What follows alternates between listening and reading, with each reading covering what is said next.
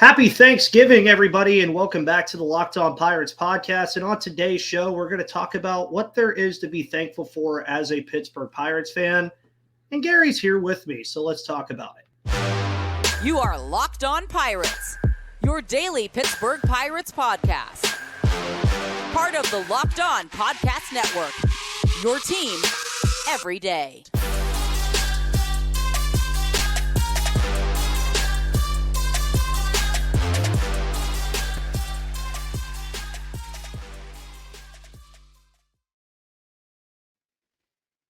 Everybody, and welcome back to the Locked On Pirates podcast here on the Locked On Podcast Network, where it's your team, your Pittsburgh Pirates every day. My name is Ethan Smith. Follow me on Twitter right there, or X, or whatever you want to call it at this point. You can follow me on the Blue Machine. I think that's what I just like to call it at this point. And joining me on a different day other than Monday is Gary Morgan on today's show. Happy Thanksgiving to everyone. This will be the show for today and tomorrow because I'm not doing a podcast on Thanksgiving on a day that involves me driving 4.5 combined hours. But before we get started, this show's about what we're thankful for as Pittsburgh Pirates fans. For myself, thankful that you people still tune into this show for whatever reason possible. Gary, I'm thankful for you being here pretty much every Monday for the past almost 2 years now at this point. And again, we just passed 1,250 subscribers on YouTube, so hopefully we can get to 1,300 before the calendar flips. But Gary, how are you today, sir, on this Thanksgiving Eve, which I feel is a weird day for a lot of people? It's one of my favorite days of the year. I always take it off every year, and I just do nothing. And It's the greatest day of the year for me because everyone else works. Yeah. So it's kind of my holiday before the holiday. But, I enjoy it. Yeah, I mean, it's a fun thing to think about. When you're like me and you're in the service industry, there's really no such thing as the holiday season because you're pretty much working all the way up through that day, and then that's it. Now, thankfully, I think I'll have New Year's Eve and New Year's Day off, so that'll be very fun. But something that the Pirates are doing right now, they're obviously been off from playing baseball since October 1st.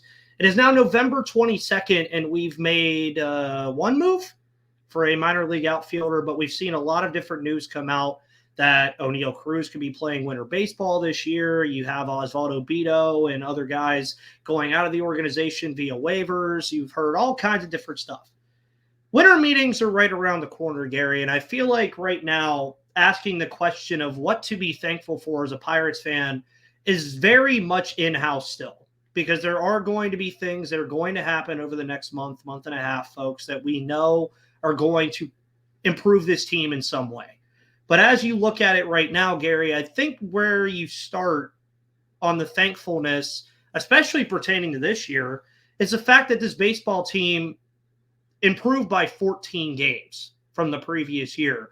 And with a lot of different things that got in their way. Their best player, arguably, in O'Neal Cruz, was hurt for the entire season. JT Brubaker and Mike Burrows sustained Tommy John surgery injuries right off the rip pretty much. By the way, Mike Burrows was on the show for the second time. He's doing great, by the way, so go check out that show from yesterday, the 3 episodes that I had. And then you look at the pitching. I mean, you're virtually working with 2 competent starters for the last 2 months of the year and playing all these young guys, and you still improve by 14 games. Now, you look at that and you say, okay, this is great and dandy, but we still only won 76 games. So moving into next season, what would you say is the biggest thing to be thankful for as a Pirates fan as the calendar flips going into next year? Just be thankful that there's no more drama with Brian Reynolds about whether he's getting traded or extended or anything. It's all settled now. He's just a Pittsburgh Pirate. We know that. That's probably what I'm most thankful for. I fear the same thing coming up with Mitch Keller, but yeah, I mean, that drama got a little too close to the sun, and they almost really got burnt by it. So, I'd like to not see that repeated. Yeah, and I think we're around that 1 year anniversary of the Brian Reynolds requesting a trade news. I believe that happened around Thanksgiving or right after. I can't remember exactly. I just remember popping it up in my feed, and it was like Brian Reynolds trade rumors. I was like, thank God we're not talking about that anymore. And I think Brian Reynolds is a great place to start for this, because you look at what the Pirates have now. You have Ke'Bryan Hayes, who's one of the best, if not the best defensive player in baseball at third base, locked up for a long time. Obviously, O'Neal Cruz is going to be here for a while before we worry about his contract extension. You look at the other young guys, Andy Rodriguez and Henry Davis are going to be here for quite some time and hopefully only get better. You look at the farm system, I even think has a lot of promise, even though there's a lot of unknown, as there always is with the farm system. You look at Paul Skeens being a potential generational talent. You look at Jared Jones. You look at Termar Johnson, who, yes, by the way, I've seen some of the stuff, Vinny, if you're listening. Yes, I would trade Termar Johnson for Luis Robert right now, but let's pump the brakes first, because we don't know if that's something that's going to happen. But maybe it's something that I'll talk about later this week or next week. But there's a lot to like, I think. And I had Sully, our host of Locked On MLB, on this show yesterday as well. And he compared the 2023 Pirates to the 2012 Pirates in a way, saying that they basically seem like they're moving forward more in a positive way. And it seems like they're just almost above the mountain of being a competitive baseball team. Gary, what are your thoughts on that train of thought? I mean, as a fan, they're probably in the same place. They were saying a lot of the right things. You're starting to see a lot of the right things, but he still didn't believe they were actually going to pull it off. And to this day, I believe luck, in a way, played a role in that. I think they got a lot more out of AJ Burnett than they thought they would. They were lucky with Liriano. Jason Grilli came off the scrap heap and turned into a closer, and stuff like that doesn't happen all the time, and a lot of things fell right for that team. That's kind of what's going to happen here. So yeah, it's similar, but they're always going to seem similar, because they're always going to be a rise and fall over a period of like 4 to 5 years, in a market like this. So yeah, and change the way you do it. Yeah, and I mean, changing the way you do it also means changing the landscape of how the Pirates have operated for the past 30 years, I think. And that's not something that would just happen overnight either. And we'll move on from that topic to also talk about some positives, because I do know that it seems like there's a lot of negativity with the Johan Oviedo news and the fact that they haven't really done anything yet. But hold your horses, folks. It's coming. They're going to start doing some stuff. But Gary and I are going to talk about some of the positive things that I think we could go ahead and say are positive going into next season, with Thanksgiving on the horizon. But before we do that, let's talk about FanDuel. And folks, if you want to get in on the Thanksgiving action tomorrow for whatever reason, if betting's what you're thinking about tomorrow, kudos to you, because I think all of these games tomorrow are going to be pretty clear cut on what's going to happen. But if you think like I think they're going to be clear cut, make sure you go bet on FanDuel Sportsbook, because you could score early this Thanksgiving in the NFL with FanDuel, America's #1 sportsbook, because right now new customers get $150 in bonus bets with any winning $5 moneyline bet. That's $150 if your team wins. And if you've been thinking about joining FanDuel, there's no better time to get in on the action. So if you think the Lions are going to beat the Packers, which they should, if you think the Cowboys are going to beat the Commanders, which they should, just go throw a money line bet on it. You can get $150 free. The app is also super easy to use. There's a wide range of betting options that include spreads, player props, over-unders, and more. So visit FanDuel.com/lockedon and kick off the NFL season, because FanDuel is the official partner of the NFL and an official sponsor of the Locked On Podcast Network.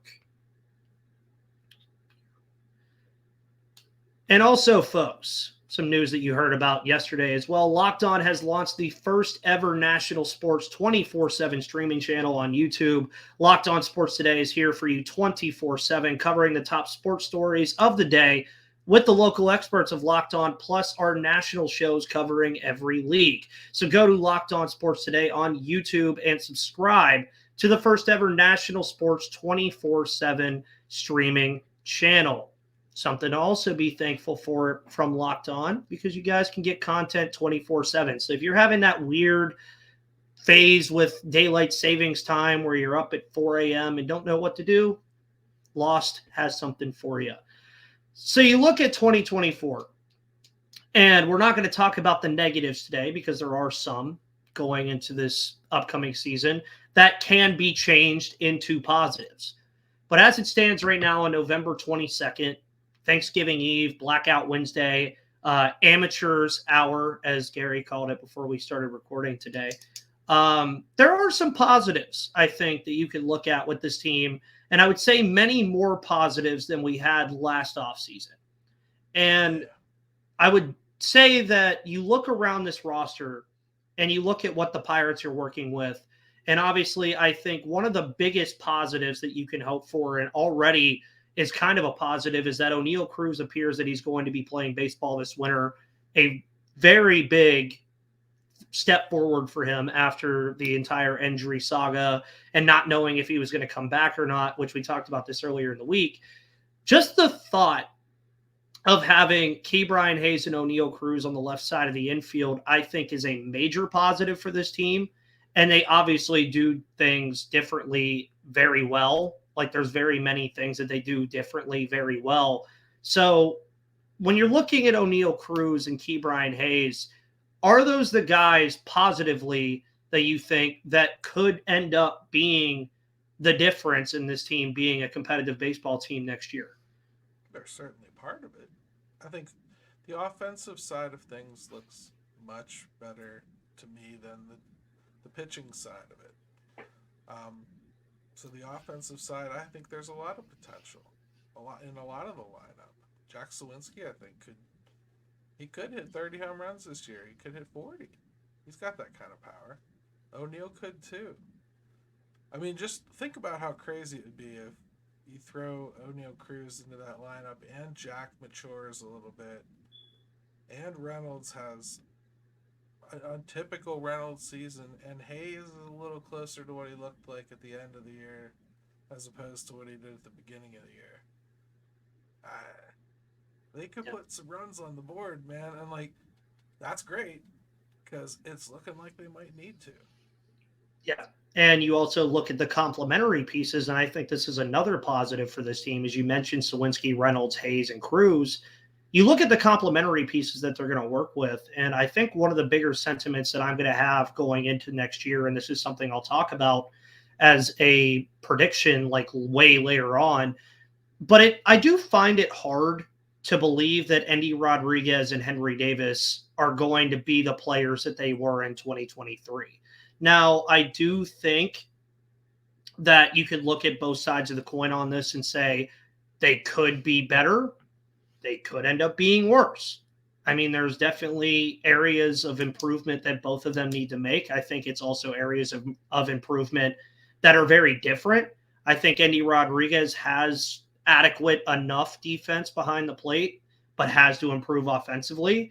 Meanwhile, I think Davis has to find somewhere to play defensively while also still trying to improve offensively as well. But when you consider that you already could think about having Reynolds, Hayes, and Cruz, and potentially Jack Sawinski being major parts of your lineup, and then you have Endy Rodriguez and Henry Davis expected to get better, you're talking about 6 out of your 9 guys that you could probably depend on going into next year, while the other 3 are likely going to be either outside signings or guys stepping up like a Leo Verpagero, like a Jared Triolo, like a Joshua Palacios again, or a outfield signing or a first base signing, or however they plan to move forward. But you can at least probably believe that 4 out of these 9 guys already are going to be valuable parts of this lineup. And that's not something we could have said going into last season. Point is, there's offensive potential there. There is.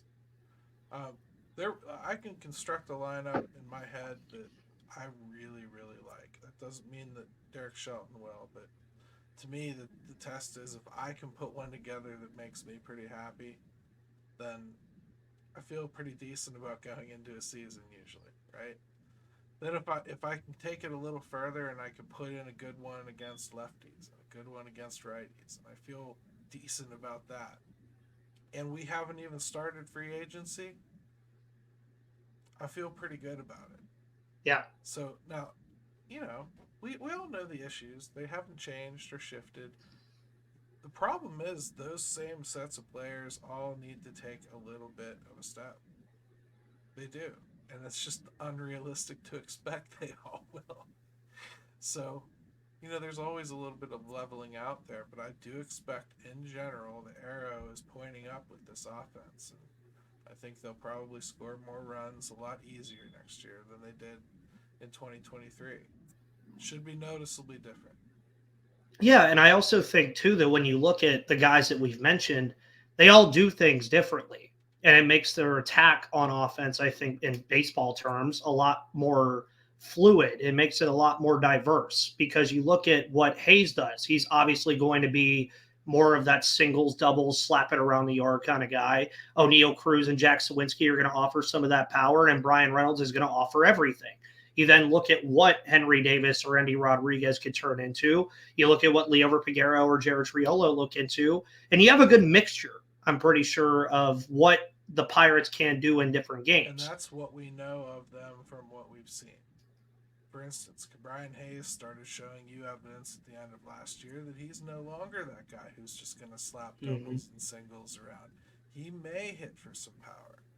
There may be 20 home run power there. And if there is, my goodness, anybody brings up that contract and even sniffs around pretending it might somehow work its way into bad is a classic idiot. Oh, yeah. And, you have guys like Triolo who the Pirates think they've unlocked something a little bit with him.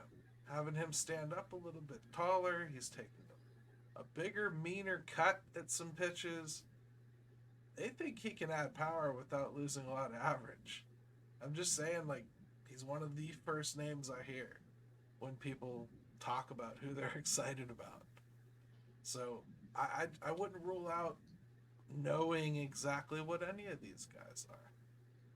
Nick Gonzalez even. A lot of power. Oh, man, ton of power. Boy, he strikes out too much. He's a bum. Come on. Give it a minute. Yeah, Ronald Acuna just shaved 15 percentage points off of his strikeout rate in one season. And also had one of the best seasons that we've ever seen in the National League in doing so as well.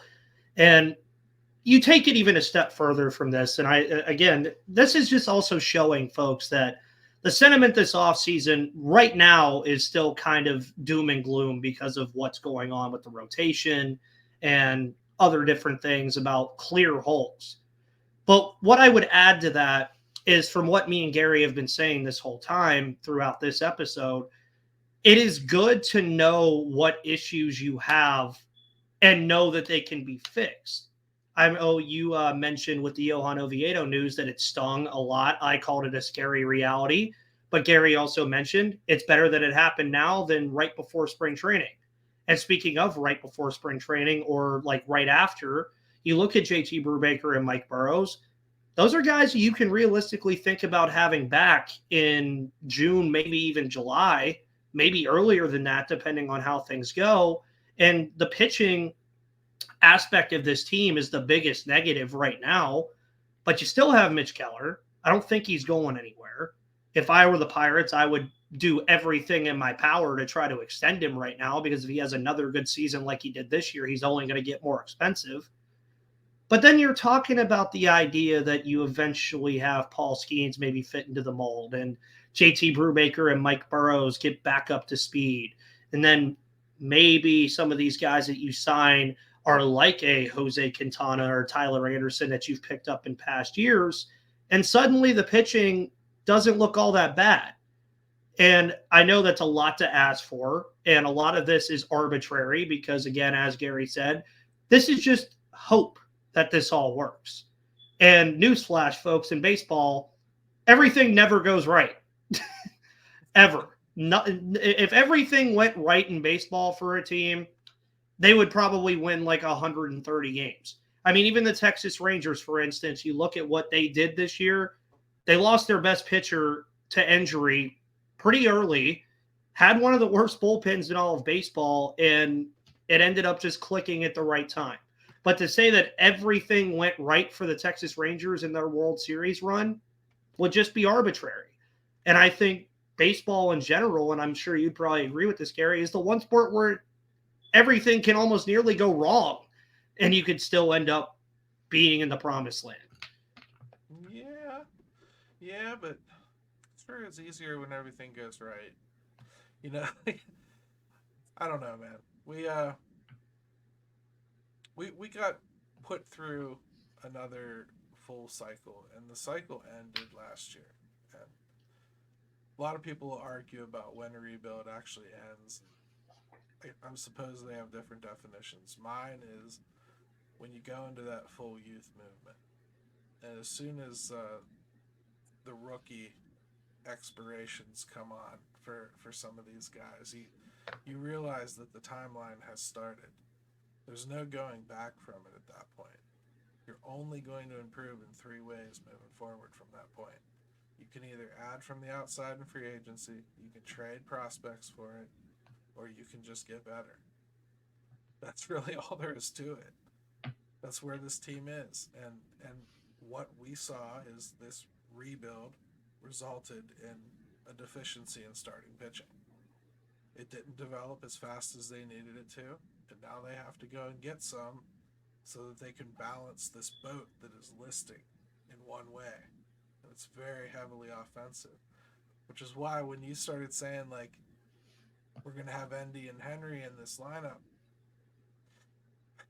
I'm not married to anybody, man. And what I mean by that is if I need starting pitching so bad and someone needs Henry that bad, I'll do it.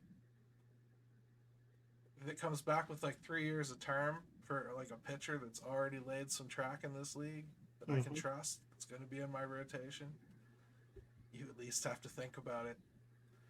So I'm not married to any of these guys. Yeah. And I think being married to specific players is something that happens to a lot of people. It happens to even me at times. Liover Peguero is one of my favorite players on this roster, and I hope he works out. But I agree with that sentiment as well, where when you have the clear needs at this point, you have the abundance on the offensive side of the baseball. And really, now you look at catcher in general, Endy Rodriguez played pretty well behind the dish last year, I would say. Jason DeLay became a very adequate backup catcher. Henry Davis, on the other hand, was forced into right field, didn't exactly do all that well. You look at first base, he could go there, but I also see the side of the coin where you're saying, hey, if there's a team that needs a catcher and wants a young guy that can play the position eventually, but you then have a need now and say that you want to compete now, you might just have to bite the bullet on it. And I agree with you 100%. If Ben Cherington gets that phone call, I'm not so sure he just picks it up like this and slams it down. No, it sucks to say because, you know, the fan in me, for instance, I don't want to see David Bednar gone. But now if I'm thinking like as a front office executive, here's a guy that I have to be iffy about extending. He's already going to be in his 30s by the time that he's through arbitration. So at best, I can give him a couple years because closers burn out. Mm-hmm. They really do. It's just a fact. And he's a great guy. I want him to be in the booth one day. But, like, sorry. I'm not going to pay you into your 40s to, like, not be my closer. So, to me, I can only give him a couple years. Well, if someone comes a knocking right now, I've got a big bad need at starter. You know, like say Miami is like, we need a closer. We got all these starters here. Wouldn't you think about that? Oh yeah. Like it sucks to say, and nobody's going to be popular. Nobody's going to get popular thinking about doing things like that. I just remember I cried my eyes out when Tony Pena got traded, and I was sitting at Three Rivers cheering on Andy Van Slyke and the boys that came back in that deal a couple years later. You just have to do it. Yeah, and I mean, you could also think about it from the same coin that we all hated when Andrew McCutchen was traded to San Francisco. It sucked. It really did. But what was he going to do here for that team with the state that they were in? And, I don't know. It just so happened to bring back Brian Reynolds, a guy that is now arguably the face of the team, if he likes it or not. I mean, he's a very quiet guy. We all know that. But he is the team. He is the engine that keeps that team running a lot of times. I'd also argue that Key Brian Hayes is maybe even a more important engine that keeps that team moving, because when he plays better, the team plays better. But I also think, again, that going back to this conversation about trading guys, I think that's another positive that you can look back and look into going into this offseason and going into next season, is that the Pirates have adequate players that would also bring back adequate returns. I mean, if you're talking about Henry Davis or David Bednar being traded, folks, they're not trading for a prospect if they're trading those guys. No. You're talking about them trading for a Dylan Cease or a Sandy Alcantara or whoever, just to name names, that would be a valuable piece to this team. And that's something that, again, it would be the whole notion of all the Pirates do is trade good players away. But if you look at a lot of these trades that they've done in the past decade, they usually tend to bring pretty good players back.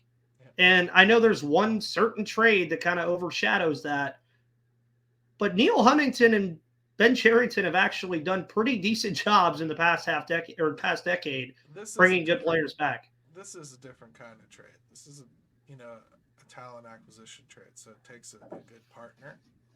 You got to have a partner that, if they are contending, they've got to have such a glut of something and such a need for something else that the swap makes sense for them, because they're not prospect hunting. So they don't care about, Bubba Chandler, who's 3 years away. They want something for now, right? So that's a different kind of customer. Then you got some customers that, well, they're going into a rebuild and they got one star they want to offload, like Blackburn from Oakland. Okay. Well, they might want like a top 10 guy. So maybe you could get away with giving them a Lonnie White. And you probably have to throw in something else. Maybe something even fringe major leaguey, like Alika Williams or something. Here you go. Solves a couple problems for you. Thanks for the starter that we have for a few years. That's the kind of trades that you're going to have to look for.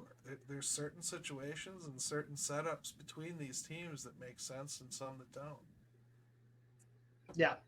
And on that note, I think it leaves, again, the promise that this offseason is going to be, as I've said before, probably the funnest offseason we've seen in a while. Now, it hasn't started that way, but you look around baseball, it really hasn't started that way for anybody. I mean, it's really just been managerial hires, the Cardinals adding 2 pitchers, and that's it. And Paul DeJong going to the White Sox. That's all I can really think about off the top of my head. But winter meetings are on the horizon, folks. That's all I have to say. It's going to get fun. I think it'll pick up, but even if it's not the most fun off season, it's certainly the most important one we've had since probably after 2015.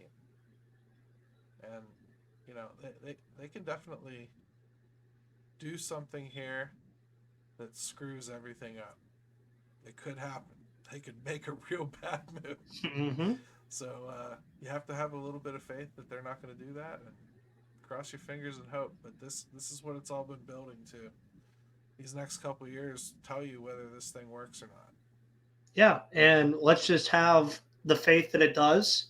And folks, again, happy Thanksgiving. Thank you for tuning into this show. I know it came out a little bit later today, but I was taking my time getting up today, having to work the day before Thanksgiving. But guys, thank you so much for tuning in. My name is Ethan Smith. You can follow me right there at MVP_Ethan or at Locked On Pirates. You can follow Gary at GaryMo2007. Also check out Inside the Bucks Basement, where he does a lot of great work. I'm going to start probably writing again soon because I have a weird fixation with writing a lot in small periods and then not writing for months. But guys, that'll be pretty much it. Gary, happy Thanksgiving to you, sir. Happy Thanksgiving to everyone here on the Locked On Pirates podcast and the Locked On Podcast Network. Go check out Locked On Sports today. And folks, have a wonderful Thanksgiving. See you on Friday. But until then, see you on the flip side.